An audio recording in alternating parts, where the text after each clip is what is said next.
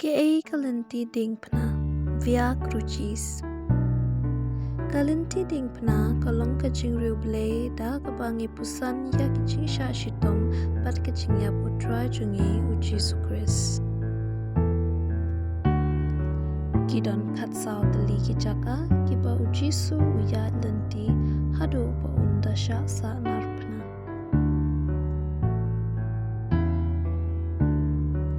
Haman lagi ying meni jongi ki Catholic ngi syamba haki kinro saudong ngidon ye kidur jong Lynti Diengphna kaba Jesu uya nado Lynti kaba ningkong kaba Jesu sha penrem hado kajing tepno yu. Ya kani Lynti Diengphna ngi ki Catholic ngi juduai haki sngi thodieng balai haka sngi thodieng namar bangi kin mau ya kajing ya Jesu kabalaja haka sngi thodieng ngi juduai ru yaka haka tayo bukhut khamtam haka sngi thodieng bukhut ngi juduai bat pusan yaka. Kini ki khat saw tali ki Lynti kilong kabaningkong lapen rem ya Jesu penyap kabaar lapen ba ya Jesu ya ka Diengphna kabalai Jesu kelon ha kapasisian kapasaw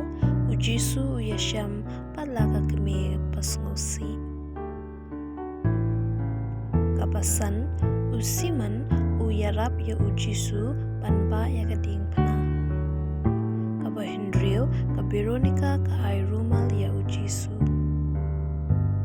kaba hinyo Jesu ukulon ha kaba arsian kaba pra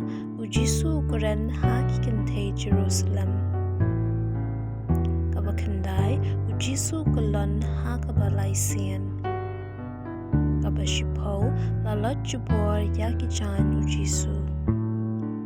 kaba katway lasa narpna ya Jesu kaba kat ar Jesu uyap ha ka Diengphna kaba kat lai lapen hiar ya Jesu na ka Diengphna kaba kat saw latep ya Jesu. Balajied Kharkongor ngi ki Kristan Catholic ngilale buram badwai ya ka Lynti jong ka Diengphna bat Balajied Kharkongor kani ka jingle buram jingdwai ba jing pusan ye ki Lynti ba Jesu layat kala kring ye ki mensiam ban khamjan bat ban khamlong ki bajanai